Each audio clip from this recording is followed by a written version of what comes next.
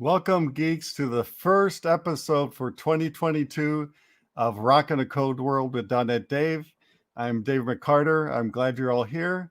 Um, I'm, so I guess you made it through the holidays without killing your family.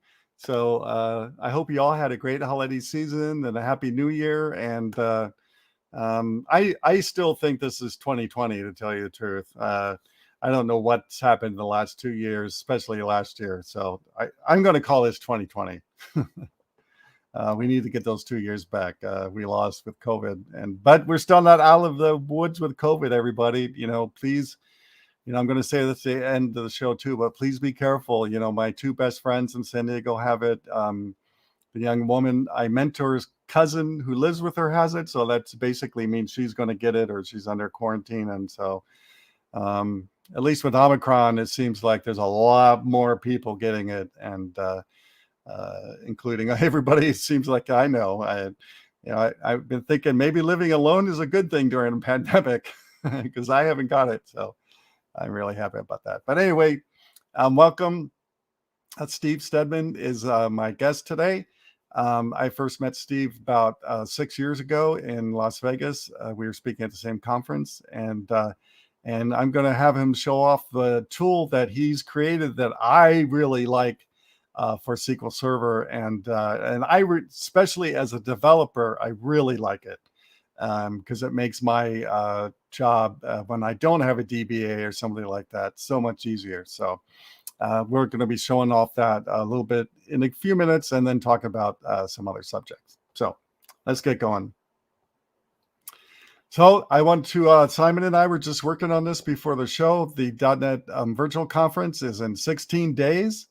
I can't believe it's here. It's almost here already. And I'm proud to announce that the keynote speaker is my good friend, Scott Hunter, Director Program Manager for .NET. So he'll be kicking the conference off on the first day, the first hour. And I'm really excited about that. If you saw the a couple episodes back, the episode that Scott was on my show, his enthusiasm for .NET 6 is really, really infectious. And so I'm sure he's going to bring that to the keynote to kick off this awesome 3-day free conference for you guys. So please go to dotnetconference.com. Make sure to block off those 3 days in your calendar. So you can come watch the sessions live. We'll probably be giving away some stuff, but we have a lot of great sessions. And, we had 132 sessions submitted. And so I want to thank everybody who submitted a session. I'm very, very appreciative of that. And I picked, along with Simon, 33 sessions because that's all the time we had for 3 days. So for all the people who submitted sessions that didn't get picked, I'm sorry. I really wish I could have picked your sessions, and I'll put it out there right now. All of you, everybody who submitted a session is welcome to be a guest on my show. Just contact me.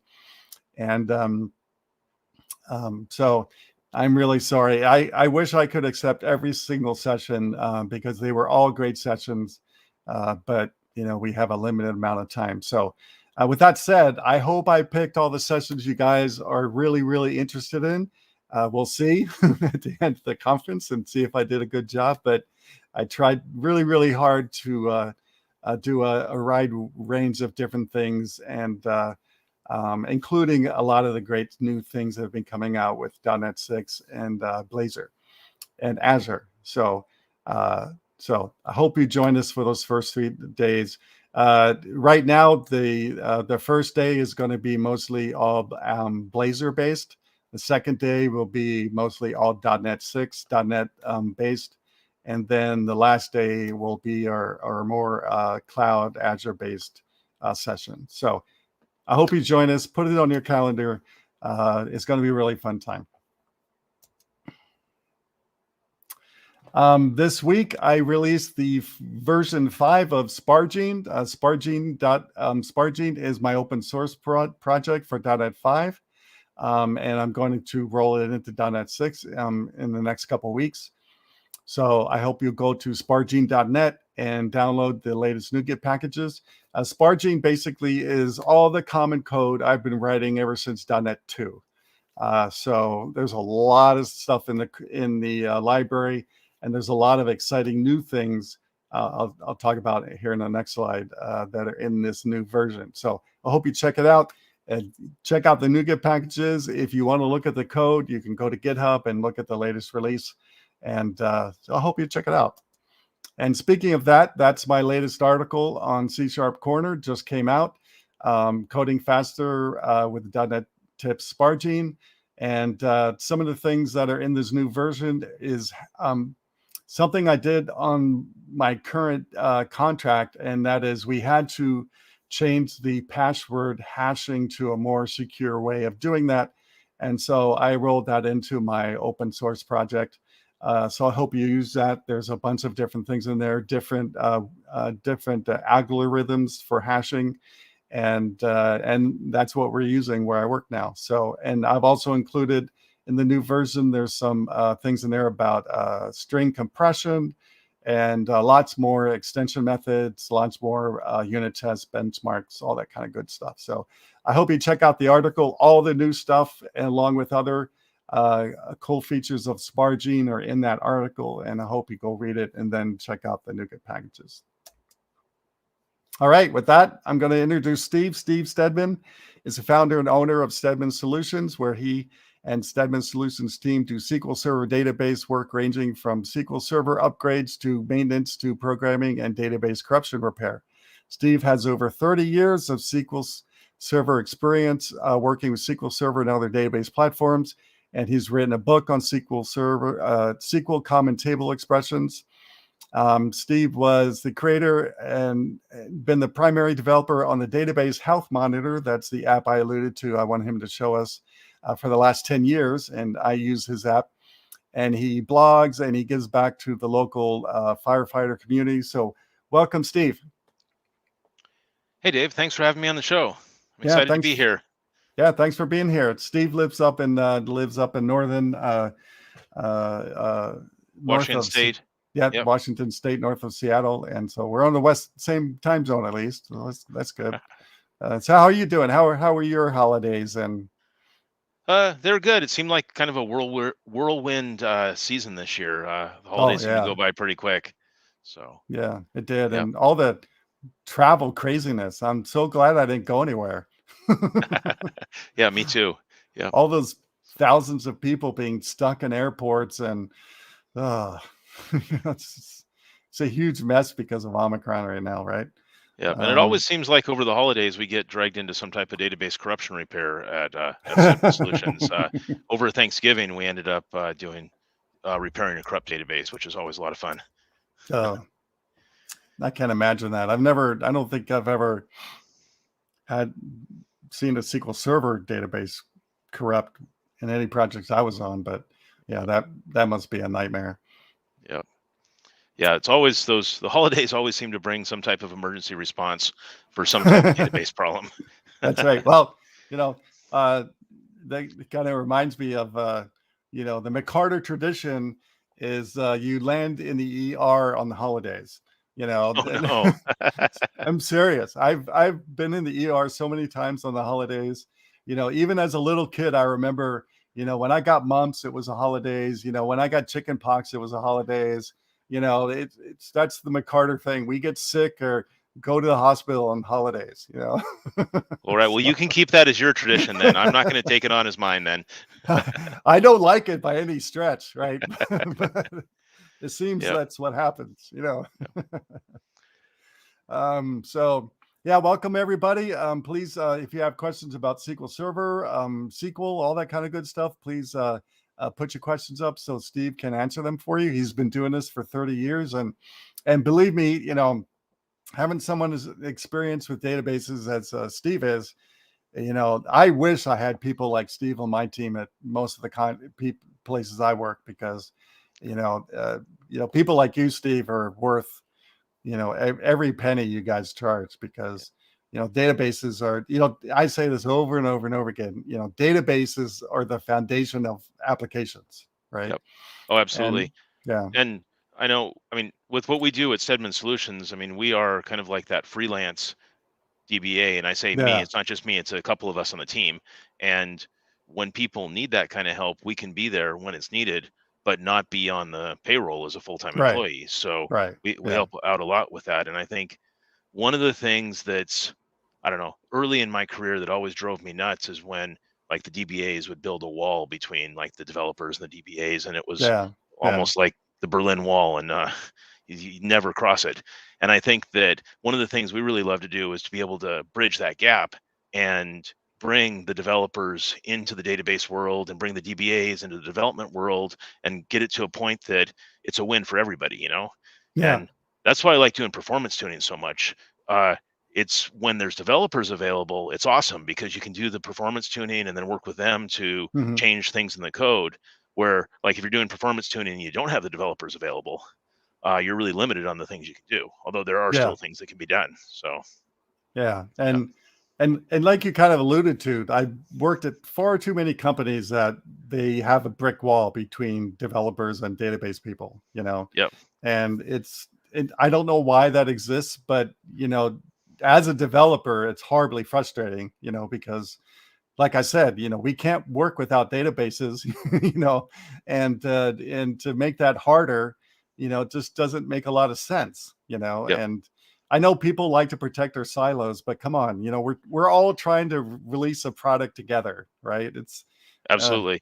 And I think that that's where, and what we do is so much fun is when you know how to talk to the developers, you know how to talk to the DBAs, you know how to talk to the managers to bring it all together in a way that everybody wins.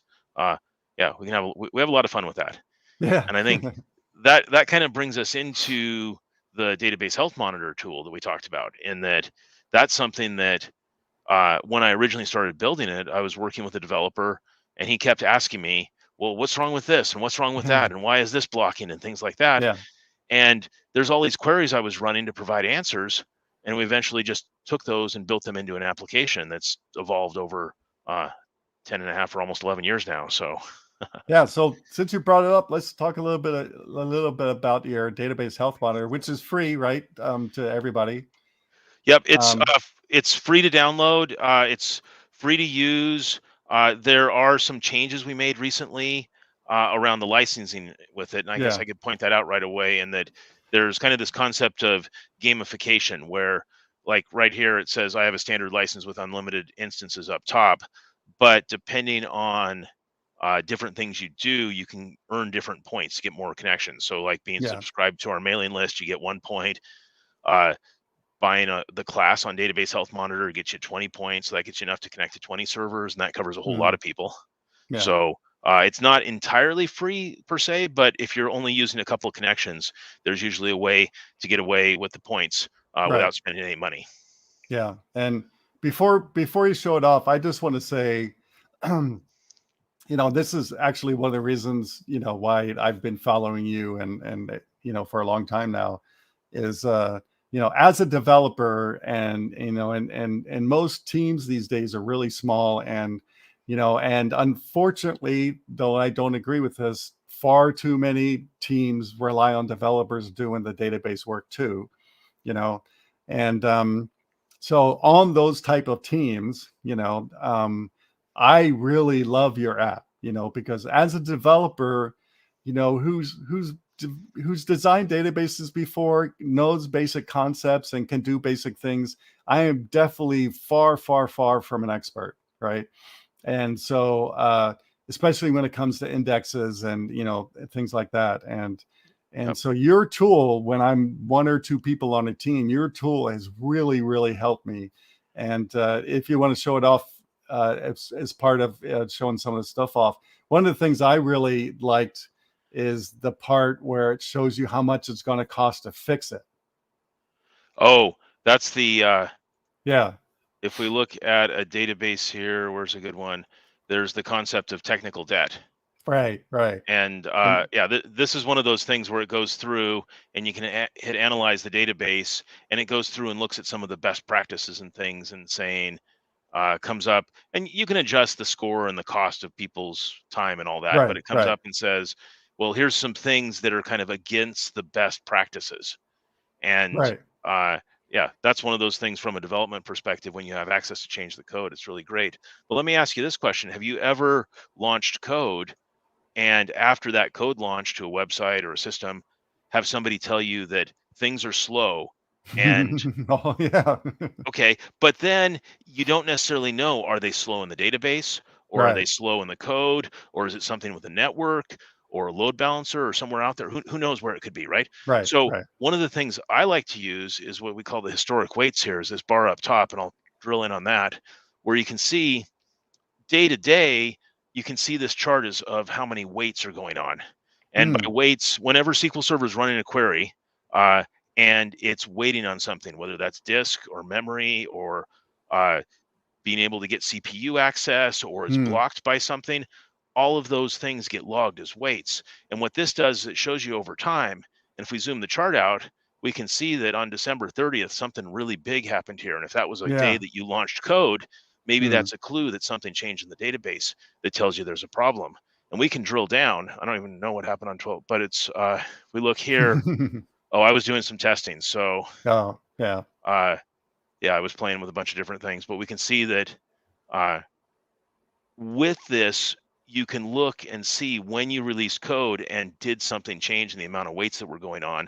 And that way, if somebody says, well, it seems slower, it helps to pin down, is it in the database? And then do you go Hmm. chase it in the database, or is it somewhere else that you have to go figure out? Right. Right. And I think that's one thing, people, well, at least developers need to understand that, when people come to them and say stuff is slow, you know, we always have to look at the code. And most people that follow me these days know I'm really passionate right now about performance and quality. And you always have to look at the code usually, but I would always want to start off and look at the database first, because you can fix the code all you want, you can fix the routers all you want, you can fix the front end all you want, but if your database is the problem, none of that's really going to help that much, right? Yep. Yep. Yeah. Exactly. And if you see, if we go back to that 2 week chart, if you see a spike in weights on the database, then that's going to tell you maybe there's something we need to deal with in the database. And with that, we can go and look and say, okay, well, for instance, let me drill back down on a day.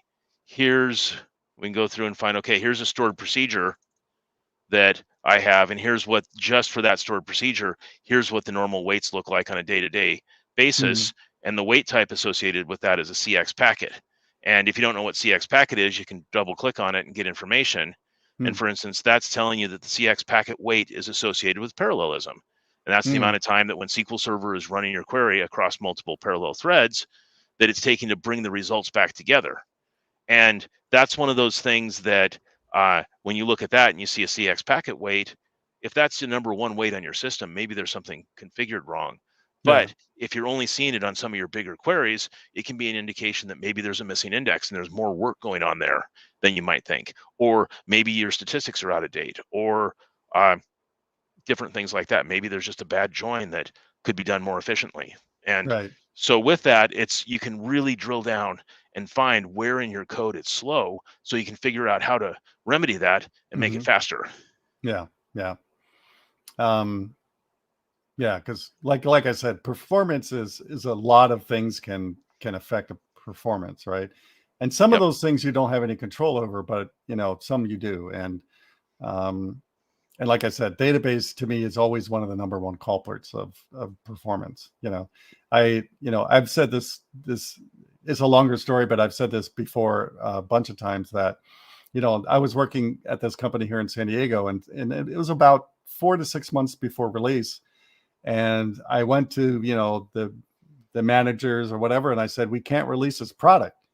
And they said, why? And they said, I said, because it's too freaking slow. We're going to lose customers. And they Yep. said, why is it slow? And I go, it's because of the database. I've been telling you guys this. And they basically acted like, yeah, Dave, you don't know what you're talking about. And I go, okay, whatever. I told you. And they released it, December of that year. And guess what happened?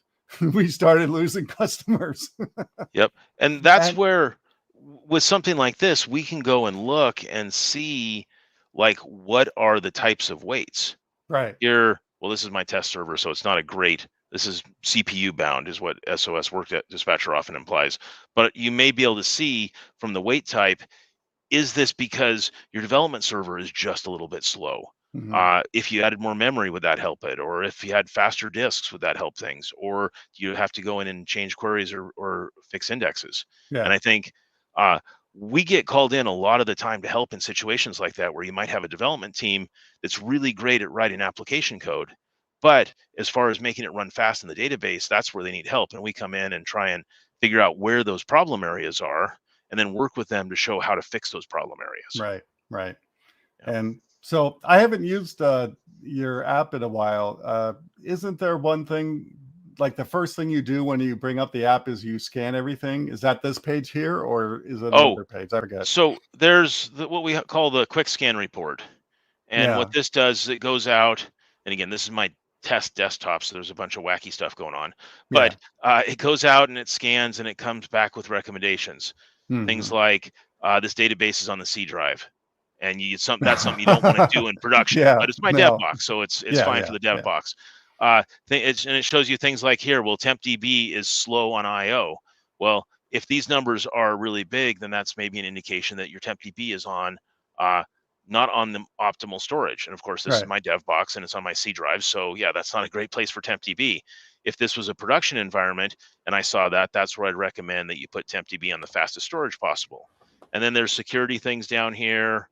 And this is what we usually recommend is kind of the starting point is go to this and see what we can do here. And if there's something you don't know about, you can double click on it and it'll take you off to the website for more details on that. Yeah. So, And we were talking about indexes. You have that page that shows you about the indexes, right? oh yeah, yeah. So if Yeah. we go look at a database, and I can show you one here, for instance, if we go to this one, we can drill down to, and there's a bunch of index reports here, but one of Right. them I think is one of the more valuable ones is the missing indexes report. And Right. this will That's the go one I used to show, look at. Yeah. yep. And just like any index recommendation in SQL Server, you never want to take everything here and just do it. It's here Right. as advice to go act on it if you want to. But when you look at the cost, what the cost number means is that's all the queries, and if you're familiar with the actual execution plan where it shows you costs, Right. this is the Right. cost number from all those execution plans added up for all the queries that would be helped by this query. So if we Oh, see wow. that by adding this date scanned equity column on this boat history details table, it's significantly more impactful than doing this one on the bottom here that's it's less digits Right. compared to Right. this one. And Yeah. if you want to add that index, you can go ahead and double click on it and choose things like, well, what do we want? And it would be different if there were inequality columns, but here it gives you the create clustered index script, or sorry, non-clustered index script, and the ability to go just copy that and paste it and go at it real quick if you need it. Oh, it does And create the scripts for you. yep. So here, if we like this one where it has equity columns and inequality columns, this is Hmm. where it's saying something is less than or greater than instead of equal to in the where clause. Hmm. So here we can go and say turn off the inequality columns, and it just creates the index with those things where it's an equal, Hmm. and then or turn on inequality ones, and you get more stuff in the index that way. And with this, you can go and try different indexes and see how they impact the performance of on your SQL Server. So this is a great way to go look back and say, based off of the runtime of this server, what are the indexes that we could add that would help overall since the server's been running? A little Right. bit Right. different than when you're in Management Studio and you just run a single query and it tells you things you can do to help that one query. Right. Right. Right. Yeah. Right. Um, So, well, we have at least one question, I think. No, not that one. The one that please put your thoughts on database design. Does database design is more important than application development? Benefits of it. Well, yeah, I don't know if we can answer all the three of these things, but yeah, let's talk about some of that question. well, I mean, around database design, Uh, absolutely. Database design is important when you're creating your application and when you're building Yeah. your code and when you're expanding that.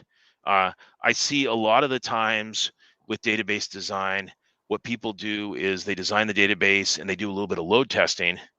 and they don't anticipate what's going to happen in 10 years worth of data Mhm. in that system. Right. I mean, I've seen this where you've got a table that the developer probably expected a few million rows to be in it, but then after time, there's more than a billion rows.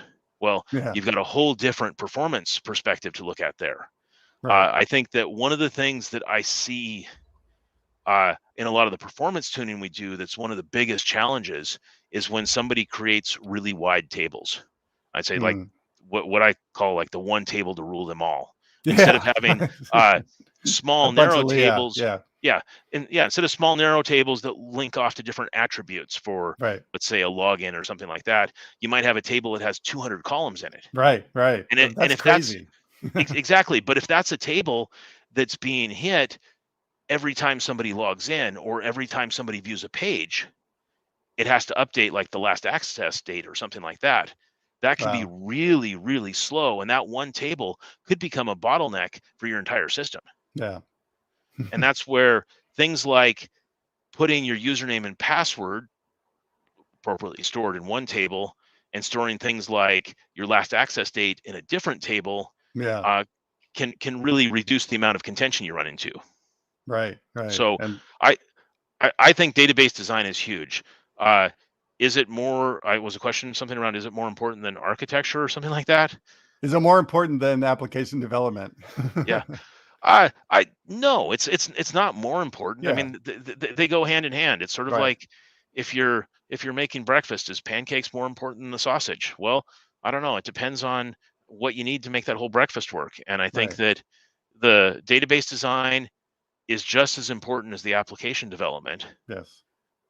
Neither one's more important than the other. Yeah, they totally go hand in hand there. Yeah. And unfortunately, that I'm going to keep saying this, that most teams I work on, there's very little design done at all for the database. And I've said this a million times before, that developers should not be designing databases. Sorry.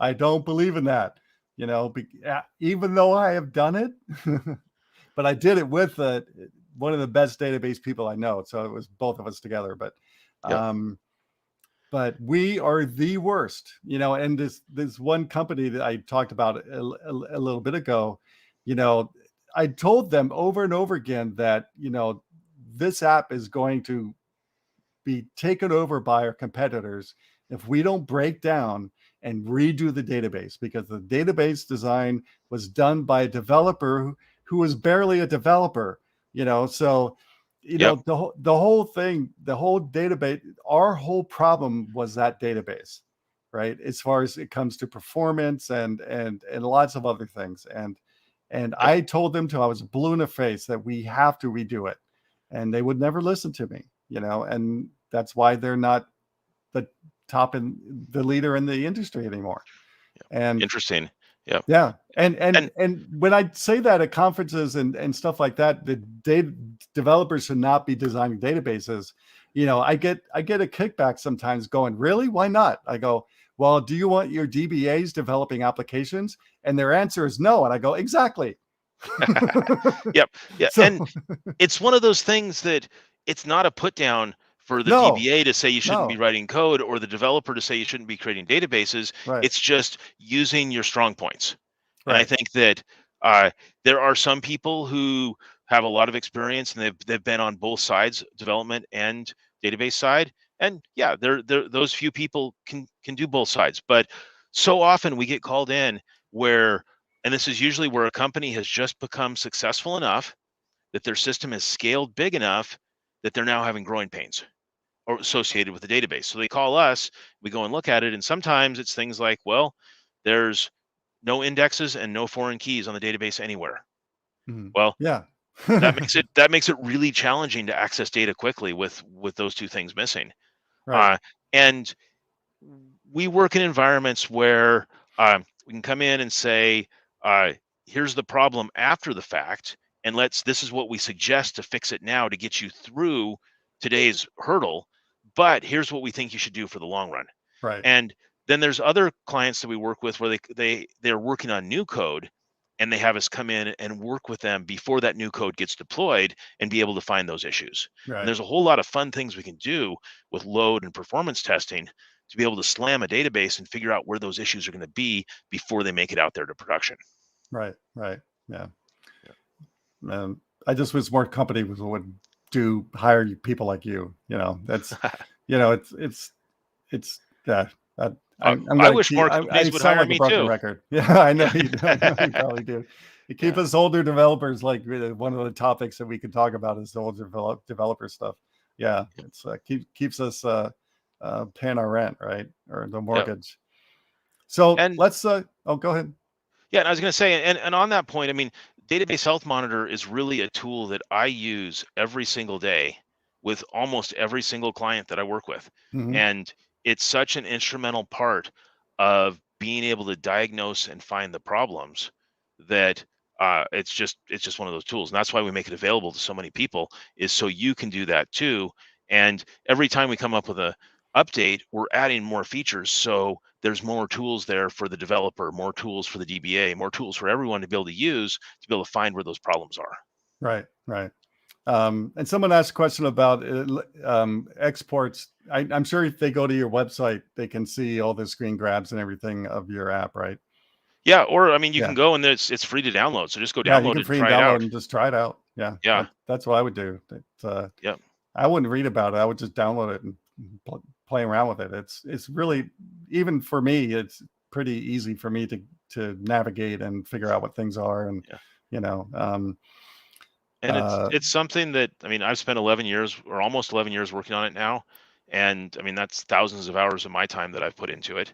yeah, And there are tens of thousands of people using this application across the planet. yeah, And so it's not just I mean, it's something that just download it and try it. And uh, you, you may get some value out of it. So, yeah. Oh, I know you'll get value. I don't think that's even a question. yep. Is you will get value out of it. That's like I said, especially on smaller teams where you don't have a dedicated DBA or something like that, or you do have a DBA team that doesn't like to talk to you, and you have to figure things out on your own, and then tell them, hey, can you do this, and yeah, I know how it goes. Yep. So please make sure to ask your questions with Steve about SQL Server, or anything else you want to talk about, performance and tuning. Any questions you guys have, please put them in there. We have some time left. I thought maybe we can hit on those other two subjects that you picked in my list that no one else has. So I'm going to at least bring them up now and see what people think. So the first thing is, and this is one thing that irritates me a lot, and I will also say that I'm a total hypocrite with what I'm about to say, but why do developers expect every freaking thing for free, right? Free Yep. apps, free everything, free training, free books. They want everything for free. And me as a that's frustrating for me as somebody who produces these things, right? Because everybody wants me to do things for free, but I don't think a lot of people realizes how much time I put into doing a presentation or doing an article for CSharpCorner, or putting on this show, right? Oh, I'm sure. I mean, We this show probably you know takes a ton of your time. yeah, or the .NET Virtual Conference at the end of this month. We've been working on this for months, and I don't get paid for that, right? And Yep. and I've I think one of the reasons that's in my list of topics is because I've am trying to figure out a way, because books don't really sell anymore, so that's out. Yep. DVDs and stuff don't sell anymore, that's out. Then I tried streaming videos, no one wants to pay for those. And now I started putting a subscription on my website for my performance book, basically, and I have one subscriber, and so and I really want more, of course. I was trying that to figure out, maybe this is the way you do things these days, is just have monthly subscribers to your content. And I'm not sure if that's working either. But so what are your thoughts around this whole thing? Well, it's interesting because I mean, I'm kind of a cheapskate sometimes, and I don't want to go pay for Mhm. something. But Yeah, then again, I'm also the person who will go and be the first person to pay for it if I can recognize the value there. right. And I think that I see there's some environments, sort of the sad environment where a developer might be in a position where they don't have the support of their company or Mhm. their employer to be able to go Right. and get the tools or do the things they need to do. That, yeah, that's a challenging situation. But then there's some people that just sort of say, well, I could do that better. Mhm. And you're probably right. You probably could do it better if you spend enough time on it. But if Yeah, someone else has already spent that time, then go use it and get some value out of it. And if you get value out of it, then yeah, pay something for it. yeah. I don't know. I kind of think about it a little bit like my son. My son's 25 years old now. He's working. He's a framing carpenter, and he Mhm. loves building houses.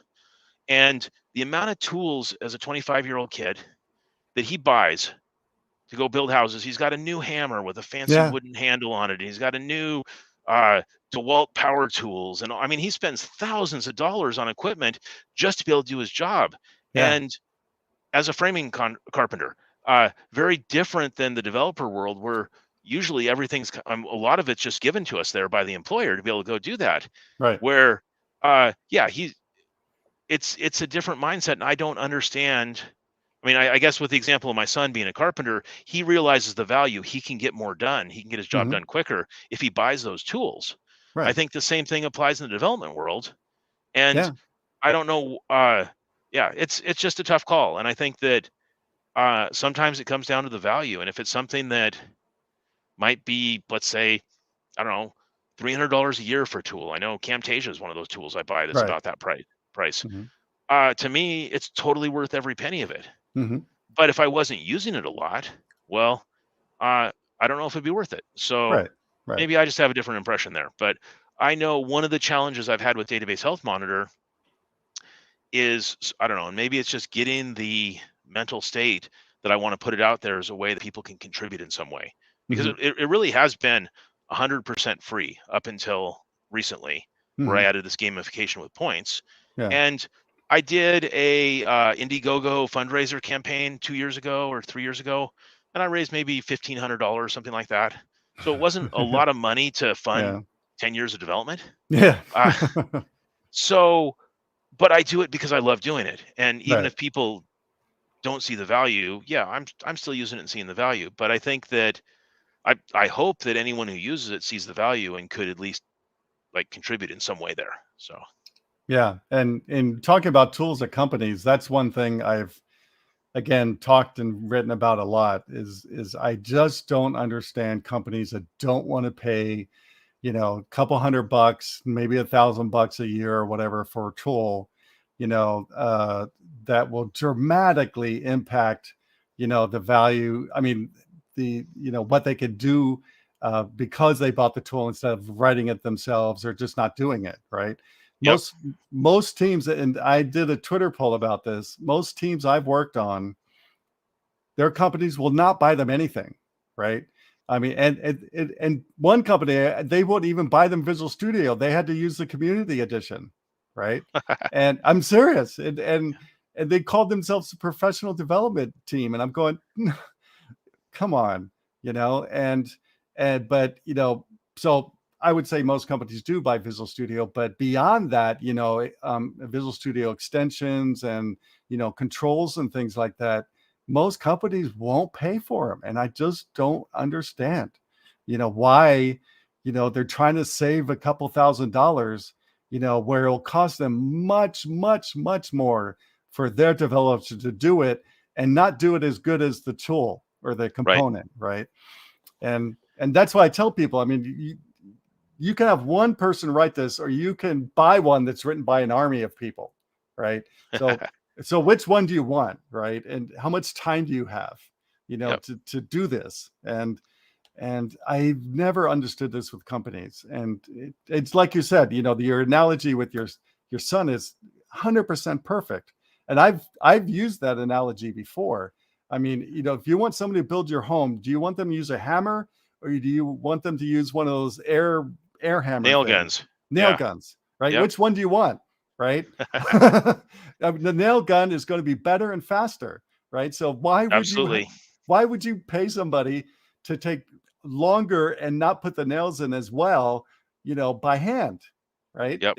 It makes no sense, and I just don't get it. And I wish if anybody has a comment on why companies are so cheap, please let me know, right? And it's not every company. I mean, there's a lot of companies out there where they have a good budget for those kind of things. I think it's the few that outweigh or that maybe are a little bit more vocal about everything having to be Right, free. Yeah. right. So there's a question Yeah. that's coming in. The number of clients that insist on running out support on legacy versions, and then they don't even Oh, upgrade, and then they just leave them there, right? Because they don't want to pay for it anymore, right? yep. Yep. And yeah, that's true. So here's one of those things, since it's just you and me talking and I don't want to tell this to the whole world. Oh, wait, everyone is listening. But yeah, I mean, there's some clients you work with who have top of the line hardware and they're running Mhm. SQL Server 2017 or 2019 and they're really up to date on everything. And then there's others that I work with, and some of them, I don't normally admit this publicly, are running SQL Server 2000 still, Oh gosh, which not and even there's supported, probably, right? not even supported. Yeah, 2005 is not even supported. yeah, And I don't even know 2008 I think is out of support as well too. So yeah, it's yeah. that far back.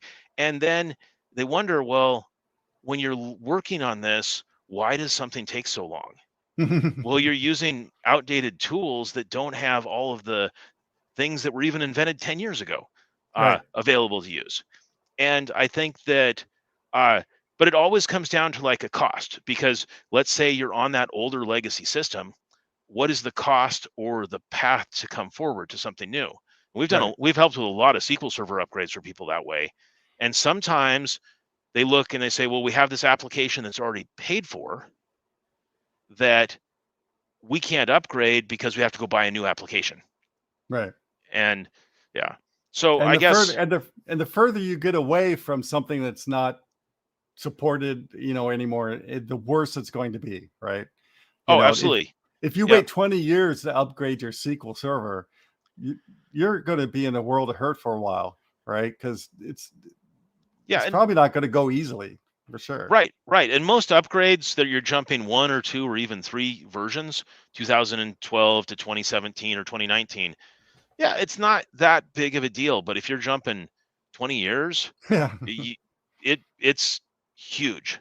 And yeah, the path, nobody would say, well, let's jump from 2000 to 2005, because that might be the easy jump. Then you've got to jump from there to 2012 and then maybe to 2019. So yeah, I think it's just yeah, there's issues there. And I know one of the things that I've really been I've had a lot of challenges, because every time I get a call from someone, I like to do everything I can to help them. mhm, I'm a solver. I like to solve problems. yeah. But the ones that I can't solve are the ones where somebody calls up and they say they've lost their database because they've been hit with ransomware. Oh gosh, Now, yeah. and oftentimes when I hear that, it's because they were running older systems, Mhm. older versions of Haven't been whatever their, patched, and yeah, yeah, and maybe they're running systems that are not even being used anymore, that patches aren't even available, yeah, well, like SQL 2000 or yeah. 2005. But those are the calls I get, and I usually spend a few minutes chatting with them, trying to understand the scenario, finding out what they have for offsite backups or things like that. Then I find out it's just like, man, you're screwed. I'm sorry. And I I I I mean, I present it to them more nicer than that, Yeah, but yeah, it's like, I'm really sorry, but everything you've got is gone because you didn't upgrade ahead of time. I mean, you didn't upgrade ahead of time. You didn't have good backups. You didn't have immutable offsite backups, things like that. right. And yeah, and some of it comes down to budget. And sometimes these are mission critical applications that people need for their business to operate. I don't Mhm. know how many times I've heard, well, if we don't get this back, we're not going to be in business. Right. But 6 months earlier, they wouldn't have spent the money to upgrade the servers. Right. Yeah. So it's kind of Or put in a the work to do proper backups and stuff, right? yeah, Yeah. exactly, exactly. So it's one of those challenges we face, and I guess my public service announcement I'm trying to do for I is just to make as much make ransomware awareness as much as I can, so that people know it's not about what you do when you get, or it's not about if you get hit, it's when you get hit. Make Right. sure you plan Right. for that. And you I have know to we didn't plan have for that it on the these days. agenda. No, Yeah. no, it's okay. You have to plan for that stuff these days. I mean, that's all Yep. there is to it, right? And unfortunately, that's the world we live in. But that's what it is, And yeah, there's gonna be more and more companies. I mean, we've already had in America, we've already had lots of problems because people weren't keeping stuff up to date or patching things correctly, and things like that. And someone, Andrew here, did say that the buildup of technical debt that alone can destroy the organization and cripple it. Yeah, and I think Yep. there's going to be more and more organizations crippled because of stuff like this, right? Because they don't pay attention and they don't follow what you say or what I say about coding, and they don't listen to us. And then when they are in a problem, it's going to be very costly, take a long time, if it's even possible, right? Yep. Yeah, And that technical debt might be applications that were written 15 years ago where we can't even find the compiler they used, whatever yeah, version of Visual Studio was used at that point. Uh, and sometimes you're at the point where you have to rewrite your applications in order to go to a yeah. newer version because nobody even knows where the code is from 15 years ago. That happens a lot, and Yeah. even the solution I'm working on right now is like 10 plus years old, and whenever I do a build, you don't know how many warnings I see about this is not supported, this is, blah, blah, blah, even .NET versions are not supported anymore. This NuGet package isn't supported anymore. Every time I build, I see these things and I'm going, and Yep. part of why I'm there is to slowly try to fix this. But I can tell you, it is so hard to fix things when so much is going wrong, right? Yep. And they have not paid attention to this thing in 10 years. I mean, they have uh, almost 90 NuGet packages that are out of date, Wow. right? They have like almost 25 NuGet packages that need to be consolidated. Like I said, there's versions of .NET that aren't even supported anymore they're using, right? Yep. And it's okay. Well, we're almost out of time anyway. Cheap products are always costly. Yep, that's true. I had to push issues to a director and explain it. It's not the IT issue; it's a business risk. Yeah. So does the org value it or not? Yeah. So it You seems know, like a lot of people like this subject. Maybe we should do more of this. yeah. And that's one of those areas where one of the things, because one of the things I present on and I have a class on is SQL Server backup and recovery. And kind of one of the jokes we talk about as we're going through there is that you either need to have a good backup plan or you need to have a really good resume. Yeah. And uh, and I think that, I mean, there's a little bit of, I don't know, snarkiness to that, but the fact is, uh, yeah, you've got to have a good backup plan. But I think from the developer's perspective, you got to have a solid platform that you're building on. Right. Otherwise, or you just be ready to jump to that next job when the business you're at falls apart. And Yeah. it happens. It happens more often than people believe. It does. Yeah. Yeah. And people like you are probably called when there's a critical thing happening, right? And calling you then is too late. I Right. mean, not too late, but it could have been a lot better if they called you before, right? Absolutely. And I Yeah. mean, I get probably 2 calls a month from people who would have been prospective clients that if they called me before they got hit with ransomware, I could have helped them. Yeah. But they got hit and they literally lost everything. Yeah. And that's twice a month that I get calls on that, Wow. typically. I didn't know it was that much. Wow. Yeah. Yeah. Wow. And We need to hear more about that stuff. yeah. Um, Well, we're almost out of time. I do want to say to Andrew and everybody else who's making comments today, especially Andrew, he's made the most. Thanks a lot for your comments. I mean, that's why we're here. That's why we do the live show and not pre-recorded shows. So thanks everybody for your comments. I appreciate that. But I got to let Steve go. So so I've got a couple questions to ask you before you go. Okay. One is, and I've been thinking about this ever since I thought about having you come on the show, and that is, I know you're a SQL Server guru and know everything about SQL Server, but do you have plans to maybe move your health monitor to other database systems, or are you just going to stick with SQL?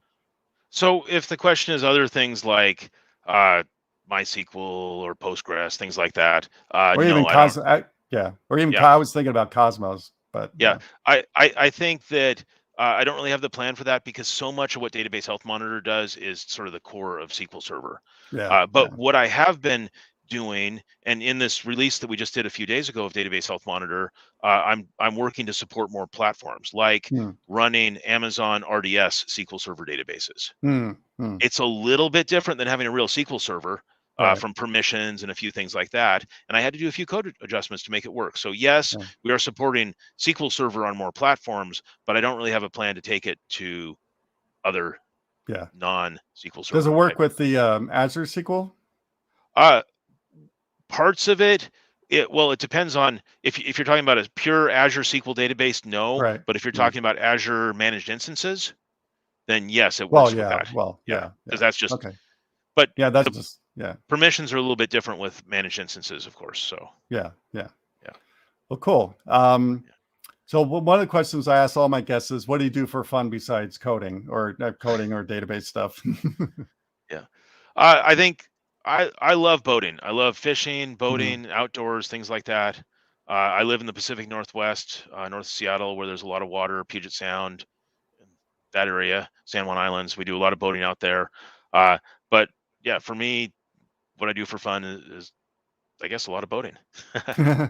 Well, I'm glad you said that because if I ever make it up there, I'm going to hit on you to take me boating because I love boating. I used to be in the Navy and I just don't get to do it much anymore because having a boat in Southern California is freaking expensive, and so that's out of my Yep. league for sure. Yep. Um, Well, I'm in the Pacific Northwest. Look me up if you head this way. yeah. Well, the next time I come up there, we're not having a MVP summit again, but I Yep. might just come up just to come up to see my friends I've missed for the last 2 or 3 years, all the Microsoft people I know and MVPs and stuff like that. And the last thing, of course, is besides the SQL, your health monitor, what else, do you have anything to plug? Oh, I'm gonna just go back to the private or the chat channel there where Charlie Earhart, uh, Charlie threw in something about mentioning that I have Hmm. a free course on ransomware. Oh, There it is. cool. So I've got a number of classes that I sell. If you go to stevestedman.com/school, that will redirect you to all the classes I have. But one of them that I'm just so passionate about stomping on all these ransomware people that I took the ransomware section out of the backup and recovery course and I made the ransomware part available for free because I Oh, think it's far too valuable to get as much ransomware awareness out there as possible to people. I'm giving that away for free. So oh, check it out. If you go to that's great. stevestedman.com/school, the link's in Yeah. there. That'll get you over to the classes. Well, Simon put up the link, and Steve, I really appreciate you being on. I want to have you on again, and maybe we can get to the third subject we didn't talk about, and that's being an older developer. Well, So we'll be a little bit older by the next time we get together. I know. So have a great weekend. I really appreciate it, and I'll see you next time. And keep an eye on CSharpCorner and the conferences we're doing, and submit sessions, Oh yeah, I'd for love to do that. conferences. Yeah, yeah. Yep. So thanks All for having right. me. This has been a good time. Yeah, me too. Thank you very Yeah. much. Yep.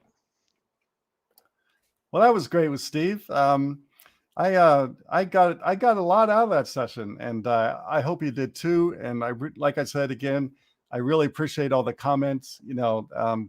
I know it's because what time of day it is, but my show, we don't get a lot of comments, and so I really appreciate all the comments that were done today. So keep them coming next week, and the other shows we have. And I said this when I was complaining about software engineers being cheap. I do have a new page up on my website all about code performance. There are some articles for free, but there's other articles you can sign up for $5 a month and for subscribed content. And that's where the harder core subjects are. And I'm working on a new article right now about performance for CSharpCorner, and another one for CSharpCorner too that will come out after that. So, but please subscribe to my site. My retirement fund will really appreciate it, and it's $5 a month. And as every week, everybody wins a copy of CodeRush from DevExpress. If you go to devexpress.com/dotNetDave, you can download your very own free registered copy of CodeRush. CodeRush is the refactoring tool I've used ever since Visual Studio came out. I love it. It makes me a much more productive developer.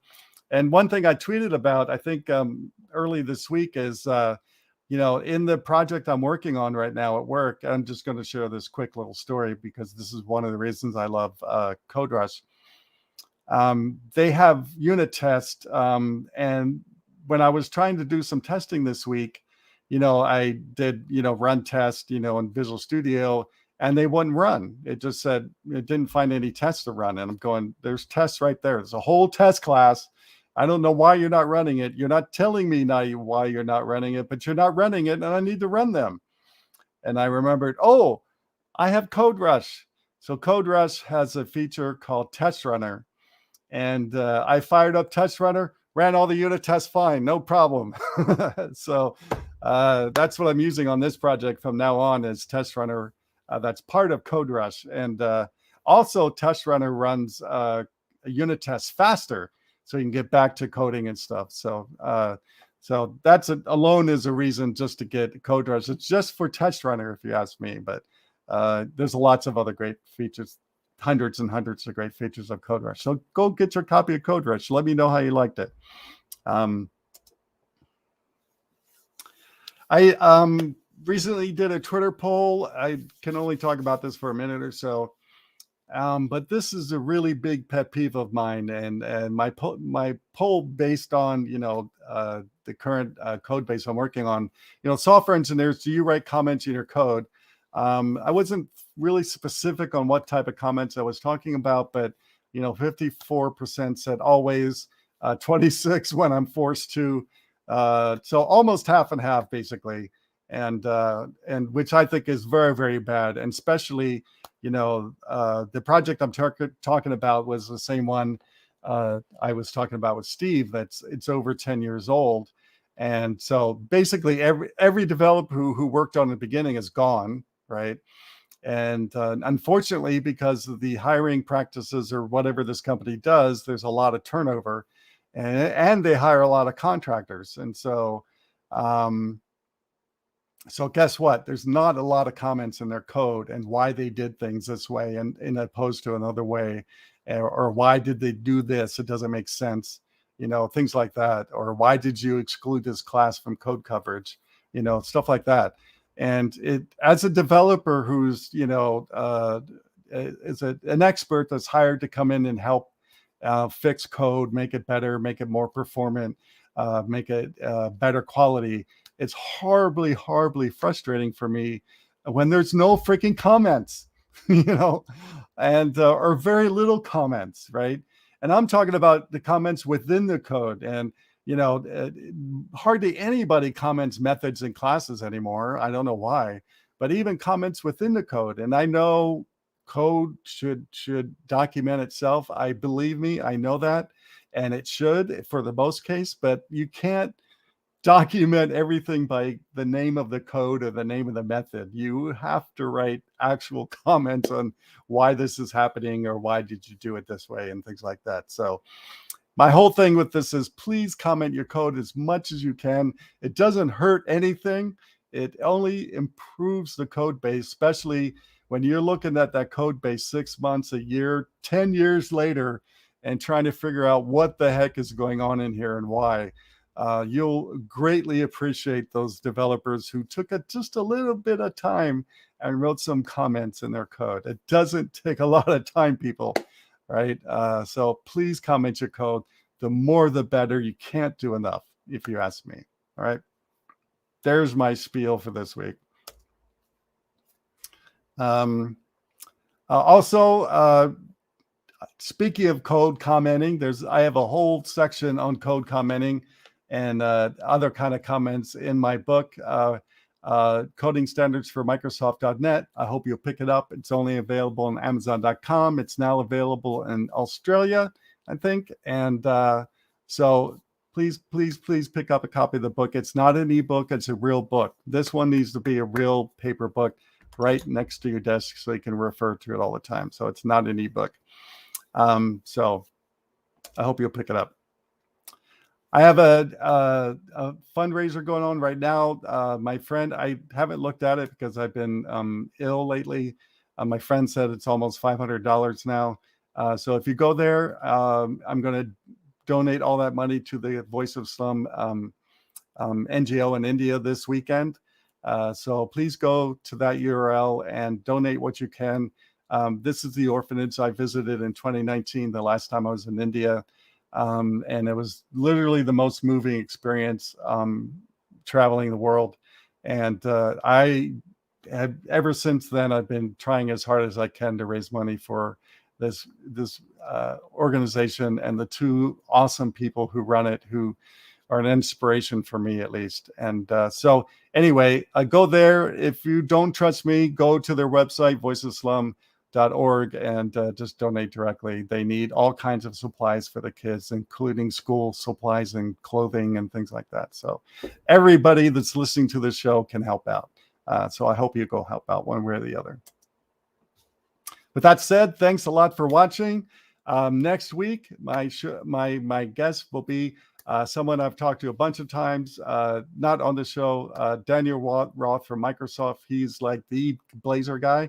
So if you're into Blazor or if you want to know about Blazor, this is the man. So he's the guy that helps me out at Microsoft. So he's going to be on next week. So I'm really excited about Daniel coming on. Please be safe out there. Like I said at the beginning of the show, all my best friends in San Diego have COVID. The young woman I mentor, cousin has COVID, and so she's about to get COVID. So please be safe. We're not out of this, unfortunately. I keep saying this every freaking week. I wish I wasn't saying it, but this is the way it is right now. So please wear your mask. Please get vaccinated. Please listen to your medical professionals. And please go donate at your local blood bank. All blood banks around the world are in a dire need of blood right now because of COVID. So I donated a week or so ago. I'm almost 14 gallons, I think, now. And so please donate blood. It's free, it's easy, and it makes you feel better because you helped in one blood donation can help 3 humans. And so that makes me feel good by donating blood. So please go donate blood. If you have any suggestions, comments for the show, if you have anybody you want me to invite on the show, please email me at rockincodeworld@csharpcorner.com. And with that, thanks a lot. I'm glad you're back. Happy 2022. And I will see you next week.